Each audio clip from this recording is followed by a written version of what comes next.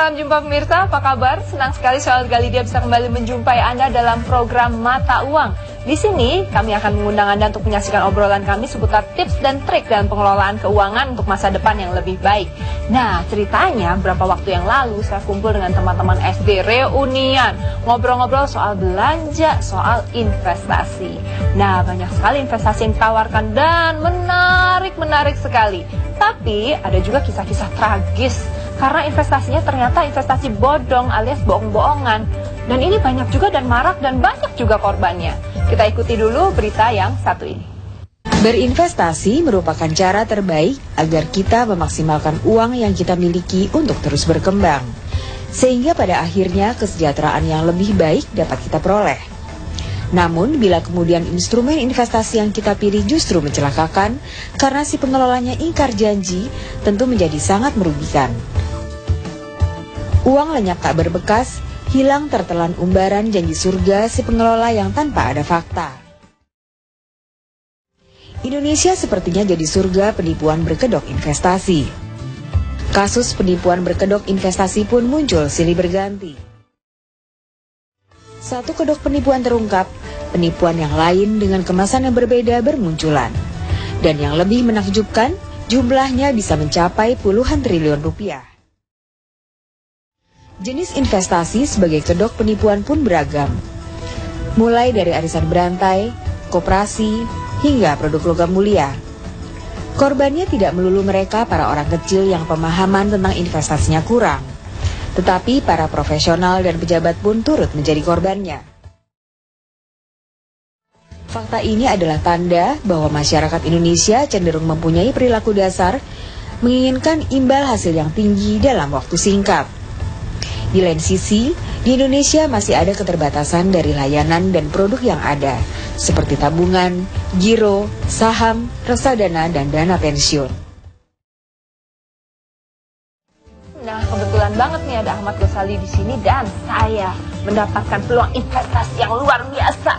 Saya mau nanya, nih saya tadi ke ATM, kemudian di sana tuh banyak foto-foto kopian. Ini luar biasa banget deh, coba baca deh. Ini nomor teleponnya jelas, terus investasinya bisa 50-60%. Ini luar biasa banget. 50-60%? Bagus banget deh, coba. Nggak usah saya baca, pasti Olga disuruh transfer ke 2, 3, 4, 5 rekening.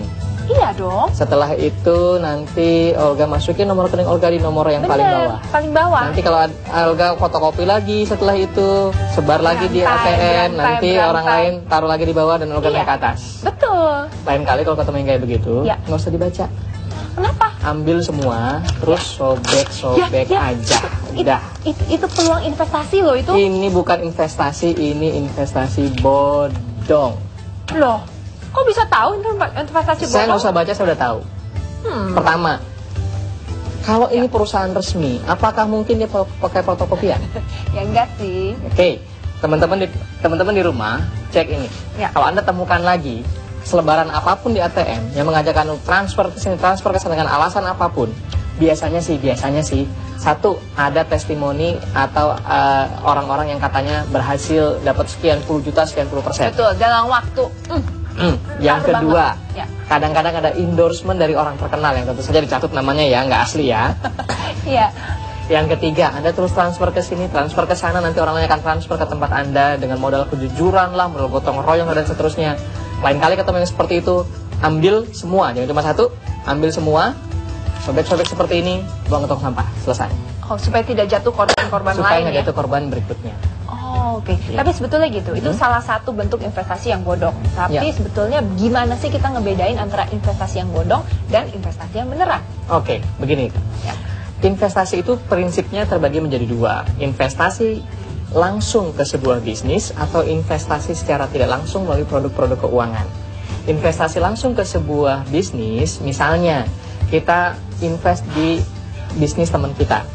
Kita kasih modal teman kita, itu investasi langsung ke sebuah bisnis. Investasi melalui lembaga keuangan atau aset-aset kertas, misalnya kita beli sertifikat saham di bursa yang tentu kita juga nggak usah kenal siapa orangnya sih, kita nggak tahu persis di mana perusahaannya, tapi karena resmi kita bisa beli. Bisa juga misalnya kita deposito di bank, kemudian bank akan muter uangnya ke bisnis orang lain. Bisa juga kita beli reksadana, perusahaan reksadana beli asuransi, beli obligasi, beli saham dan seterusnya. Ini namanya asuransi yang investasi yang tidak langsung melalui aset kertas, ya, oke? Ya. Nah, biasanya yang banyak penipuan itu yang di sini. Yang kepada pribadi. Investasi bisnis. Kalau investasi keuangan diatur dengan ketat dan diatur dengan jelas. Investasi keuangan, pertama perusahaannya harus terdaftar sebagai perusahaan investasi. Dia kemudian diatur dan diawasi oleh. Kita taunya dia terdaftar atau enggak gimana? Kita bisa cek karena diatur oleh OJK. Contohnya kalau perbankan jelas diawasi oleh OJK. Kalau misalnya di perusahaan asuransi jelas diawasi oleh OJK. Dia perusahaan manajer investasi jelas diawasi oleh OJK. Ada aturan ketatnya dan seterusnya. Ya, karena ini lembaga keuangan, lembaga keuangan resmi. Jasa keuangan. Betul. Kalau yang pribadi biasanya kayak ada PT-PT mentereng juga tuh. Misalnya ada PT-PT, ada koperasi, kemudian mengajak Anda untuk invest di bisnisnya. Ini harus hati-hati. Nomor satu, Anda harus kenal betul dengan siapa yang ada di belakangnya. Dan yang nomor dua, Anda tahu betul apa bisnisnya. Bayangkan begini Olga ya. Kalau saya belum kenal sama Olga nggak kenal sama saya, kemudian saya langsung telepon, oh saya tahu Olga nih artis nih, saya punya bisnis dong, tolong invest di saya 300 juta, nanti saya kasih 30% deh setahun. Mau nggak? Wah, mau dong, 30% per tahun. Tapi kita nggak saling kenal. Iya, tapi repot juga ya. Nah, ya. Olga tidak bisa membuktikan apakah saya orang yang kredibel atau tidak, bisnisnya benar atau enggak, ya enggak. Kalau belum saling kenal, ya enggak. Tapi kalau misalnya teman Olga sendiri, katakan teman dekat dari dulu udah tahu benar dan udah tahu juga dia bisnisnya bagus, masuk nggak? Masuk. Oke, itu satu. Kalau kita mau invest di bisnis orang lain, nomor satu pastikan Anda kenal dengan siapa orangnya dan dia bertanggung jawab. Ingat, kenal langsung, bukan diajakin teman. Misalnya nih, Olga diajakin oleh si A diajakin oleh si B diajakin oleh si C. Oh, saya juga kenal langsung sama orangnya. Yang kenal langsung itu si F. Oke. Iya kan? Panjang rantainya. Panjang rantainya, dan biasanya investasi bodong memang ditawarkan secara berjenjang. Ini yang harus hati-hati. Investment, kalau Anda mau invest langsung ke sebuah bisnis, pastikan Anda kenal orangnya nomor satu, sehingga kita tahu bagaimana karakternya. Nomor dua, kita tahu persis bisnisnya apa, sehingga kita bisa tahu diputar di mana itu bisnisnya. Diputar di mana uang kita. Seperti apa usahanya. Berapa persen keuntungan yang wajar dan berapa persen keuntungan yang tidak wajar. Oke, kalau dua ini Anda punya, silahkan Anda invest langsung. Kalau enggak, lupakan. Kalau menjual semacam produk tapi berantai? Nah, hati-hati. Penjualan produk secara berantai, jika itu adalah produk fisik atau jasa, boleh. Ya. Boleh. Tapi kalau itu produk keuangan, tidak boleh dijual secara berantai. Kalau investment, tidak boleh dijual secara berantai. Kalau itu adalah investment, tidak mungkin dijual secara berantai. Tapi kalau dia dijual fisik, silahkan. Ada misalnya MLM. Ya. Beda ya antara MLM dengan investasi bodong. MLM adalah sebuah bisnis di mana pemasarannya secara berjenjang. Ada produknya berupa barang atau jasa ditawarkan oleh perusahaan yang jelas, barang yang jelas, harganya jelas. Ya. Beda dengan cuma setor uang, rekrut orang lagi, lalu kita dapat uang komisi dari situ, nanti dia suruh rekrut orang lagi, dapat komisi lagi dan seterusnya. Itu namanya walaupun money game. Seperti ada produknya. Seperti ada produk, misalnya kalau udah merekrut sekian orang, baru kemudian dapat produk. Yang produk harganya tidak sebanding dengan investment yang kita kasih. Oh, oke. Tapi penasaran juga kenapa ya masih banyak orang yang terpikat oleh investasi bodong. Tapi sebelum dijawab, pemirsa kita tunggu jawabannya setelah yang satu ini. Anda masih bersama kami dalam program Mata Uang. Nah, sebelum saya lanjutkan pertanyaan saya kepada Mas Ahmad Ghazali mengenai kenapa sih masih banyak orang yang terjebak dalam investasi bodong, kita undang dulu Intan Erlita yang akan tanya-tanya dengan masyarakat seputar investasi bodong. Hai pemirsa, sekarang kita akan mendengarkan pendapat dari masyarakat tentang maraknya tawaran investasi yang cukup banyak saat ini. Kira-kira apa pendapat mereka? Yuk ikuti saya.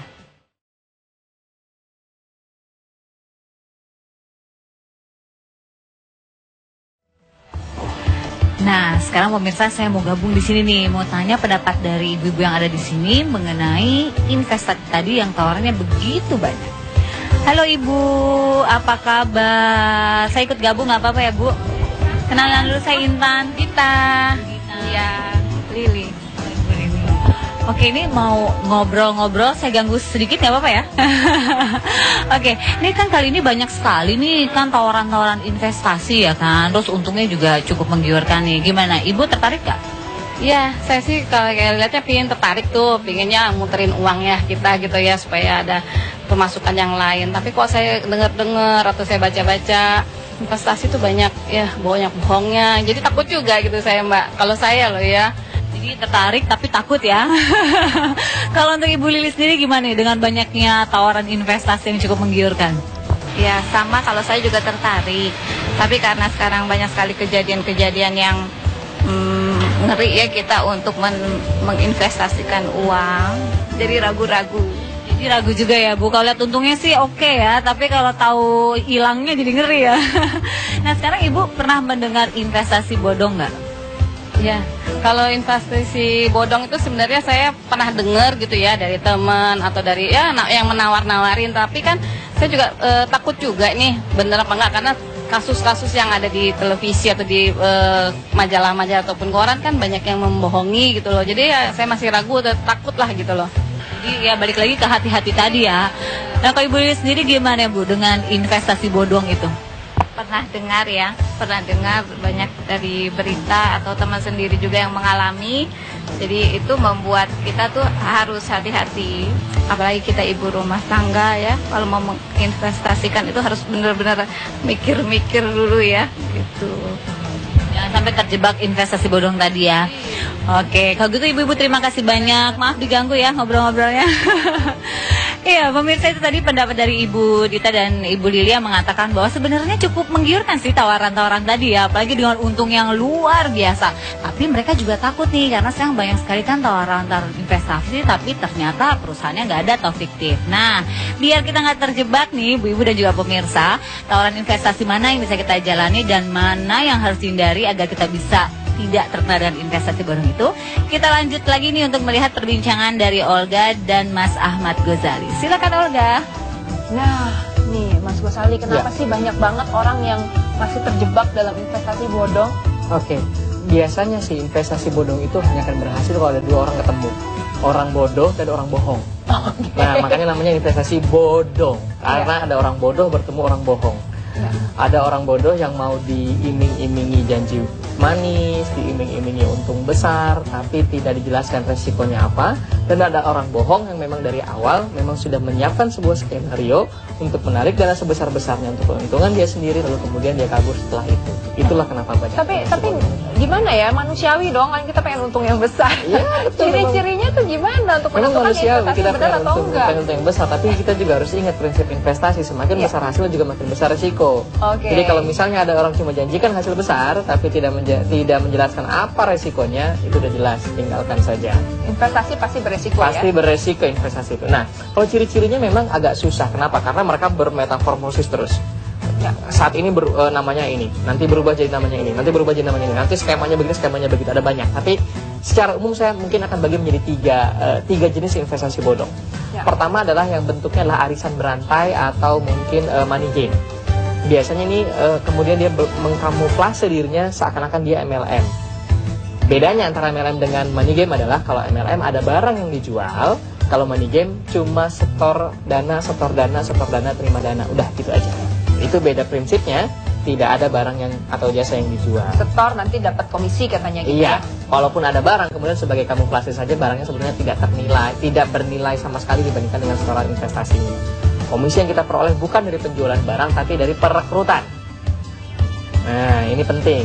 Kalau MLM, terima komisi dari penjualan barang downline kita. Kalau money game, terima komisi dari perekrutan member baru. Oke? Itu yang money game. Ciri-cirinya simple lah. Disuruh transfer ke sini, transfer ke sini, nanti kita akan terima transfer dari orang-orang yang ada di bawah kita. Ya, kaki, kanan, kiri, apa? Kombinasinya ada banyak. Pokoknya yang penting merekrut untuk bayar, dan merekrut lagi untuk bayar, dan seterusnya. Itu yang mirip yang arisan berantai. Yang kedua, money game juga bisa berbentuk seperti investasi bodong juga bisa berbentuk seperti sebuah kerjasama bisnis. Bisa bentuknya PT, bisa bentuknya koperasi atau apapun itu, tapi biasanya investasi bodong akan menawarkan investasi yang tidak masuk akal. Maksudnya yang dimaksud tidak masuk akal itu seperti apa? Misalnya nih, Olga diminta untuk beli saham perusahaan tertentu atau untuk masuk invest di perusahaan tertentu. Saya jual saham nih, perusahaannya perusahaan baru, kita sebagai angel investor, kira-kira begitu bahasanya. Kemudian sahamnya terdaftar di sini atau koperasinya memang ada di sini, atau bahkan kadang-kadang koperasinya di luar perusahaannya di luar negeri. Dan kita dan kita tidak bisa ngecek apa sih sebetulnya yang dilakukan oleh perusahaan tersebut. Jadi intinya sih kemudian dia menawarkan join modal atau saham. Ini ciri-cirinya sederhana. Kalau dia mengatakan ini bahwa untuk bisnis, tapi menawarkan keuntungan yang sangat besar, misalnya 2% atau lebih setiap bulan, itu harus hati-hati. Di atas 2% itu sudah tidak masuk akal ya? Belum tentu bodong, tapi sudah sangat harus hati-hati kalau sudah 2%. Lampu kuning lah ya. Lampu kuning. Yang kedua, kalau ditawarkan secara berjenjang. Ini sudah hampir pasti bodong.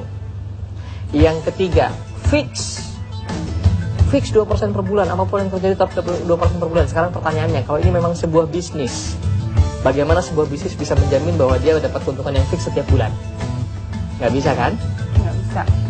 Yang keempat, ciri-cirinya adalah kemudian dia akan bilang dijamin tidak ada risiko. Tidak ada bisnis yang untung terus, pasti kadang-kadang turun. Mungkin agak kebalik ya, sebenarnya resiko tidak dijamin. Resiko tidak dijamin, bukan tidak dijamin tidak beresiko. Kebalik, ya. Ini ciri yang keempat dari penipuan berkedok bisnis. Yang keempat dan ini yang paling penting, yang kelima dan ini paling penting, semua bisnis kalau cari modal pasti ada batasannya. Misalnya kalau saya pengusaha agrobisnis, saya cari modal tentu tergantung berapa luas lahan yang saya miliki. Saya minta modal untuk lahan untuk bibit cabai deh. Ya. Loh, lahan saya berapa banyak? Kalau sudah tanami cabai semua, saya tetap minta modal. Buat apa modalnya? Sangat patut diwaspadai. Pertanyakan. Nah, kalaupun dia kemudian betul-betul dananya buat bisnis, tapi tidak pernah ngasih tahu kita berapa sih modal bisnis yang dia perlukan, artinya juga bisa jadi dia tidak pintar bisnis. Karena apa? Karena dia nggak tahu berapa modal yang dia perlukan. Iya kan? Kacau sekali bisnis. Walaupun dia nggak niat berbohong. Walaupun nggak niat bohong. Nah, kemampuannya kurang. Artinya dia memang tidak bohong, tapi dia bodoh. Nah, sebaiknya hindari dua bisnis yang ada unsur bodoh atau ada unsur bohong, dan hindari yang ada dua-duanya. Apalagi kalau ada dua-duanya. Itu yang kedua, investasi bodong berupa bisnis. Yang ketiga adalah investasi bodong berupa ini agak canggih nih. Repo itu repurchasing, pembelian kembali. Yang marak misalnya kemarin adalah emas. Karena sebetulnya bukan cuma emas, tapi karena yang lagi happening adalah emas, kemudian maka emas digunakan sebagai alasan. Misalnya gini, ada orang menawarkan untuk beli emas, katakanlah emas di pasaran harganya 50 juta, dia menawarkan 100 gram, dia menawarkan harganya 60 juta 100 gram. Setelah kita beli, emasnya dia pegang atau kita yang pegang, tergantung nanti ada skemanya juga. Nah, tapi kita dapat cashback setiap bulan, misalnya 2% atau 1% setiap bulan. Itu untuk mengkompensasi yang tadi kenapa belinya lebih mahal 10 juta. Nah, kita dapat mungkin 500 ribu atau 1 juta setiap bulan. Nah, sekarang pertanyaannya, duitnya dari mana? Dipakai untuk apa? Gitu kan? Bagaimana caranya mendapatkan uangnya? Karena bisnisnya nggak jelas. Karena bisnisnya nggak jelas. Ini bukan cuma emas, ada yang bentuknya saham. Dia seakan-akan menjual saham, lalu dengan harga tertentu, lalu kemudian saham. Silahkan cari orang lain lagi yang mau beli saham, nanti dia dikasih komisi. Nanti kalau begitu dia dapat komisi, dijual saham, tapi nggak jelas juga kadang-kadang. Nggak jelasnya adalah berapa jumlah saham yang kemudian beredar, berapa sih modal yang diperlukan juga sama sekali jadi tak terbatas, tidak terbatas kan jadi rugi ya nggak? Bilangnya nggak. Karena semakin banyak nilainya jadi semakin turun. Turun persentase kepemilikannya. Nah, sekarang pertanyaan besarnya adalah kan kita pengen berinvestasi. Gimana sih cara investasi supaya kita nggak ketipu? Nah, kita ikuti jawabannya dari Mas Ahmad Ghazali setelah yang satu ini. Kembali lagi bersama kami dalam program Mata Uang. Nah, sebelum kita dengarkan penjelasan dari Ahmad Ghazali mengenai investasi yang tepat untuk kita dengarkan dulu pertanyaan dari penonton. Saya ingin tanya, kira-kira kapan sih kita butuh financial planner? Nah, itu dia pertanyaannya. Kapan sih kita butuh financial planner? Kapan Anda butuh financial planner? Saat Anda sudah tidak bisa lagi membuat rencana keuangan untuk diri Anda sendiri. Kenapa? Satu, ada beragam jenis produk investasi di luar sana yang mungkin kita akan kesulitan untuk mengenali semua. Yang kedua, saya menghargai waktu Bapak Ibu semua untuk melakukan pekerjaannya masing-masing. Biarkan kami yang membantu Anda membuat rencana keuangan. Katakanlah kita perlu riset mana produk keuangan yang terbaik, mana asuransi yang paling bagus, mana kemudian perhitungannya seperti apa. Biar kami melakukan dan biar Anda tetap fokus pada pekerjaan Anda masing-masing. Jadi kapan Anda perlu rencana keuangan? Sekarang. Saat kita punya uang, saat kita punya rencana masa depan. Saat itulah Anda perlu perencanaan keuangan. Berapapun jumlah uangnya, misalnya Berapapun penghasilannya jumlah. sebetulnya belum terlalu tinggi gitu. Ya, berapapun jumlah uangnya. Mungkin perencanaan keuangan mungkin beda segmennya saja. Kalau misalnya tidak bisa membayar fee untuk perencanaan keuangan, setidaknya beli buku tentang perencanaan keuangan.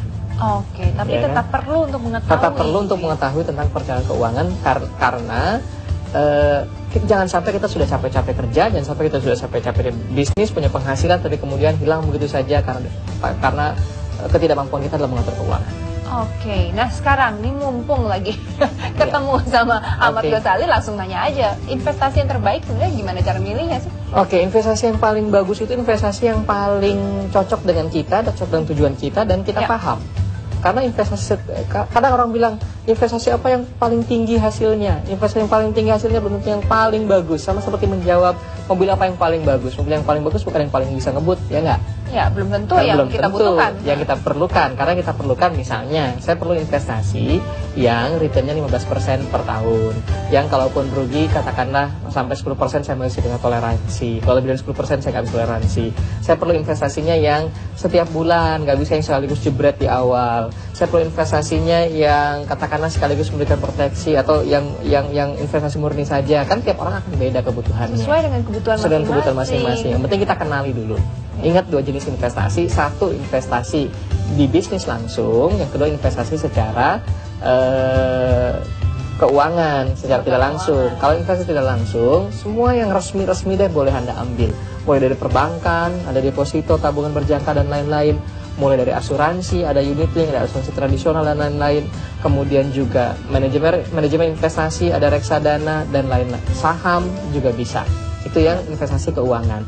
Investasi aset real juga bisa, misalnya properti, misalnya emas, atau misalnya perkebunan, atau apapun itu. Dan kemudian investasi bisnis. Nah, yang mana yang paling bagus? Saya nggak bisa jawab sebelum saya mengajukan mungkin 10 pertanyaan.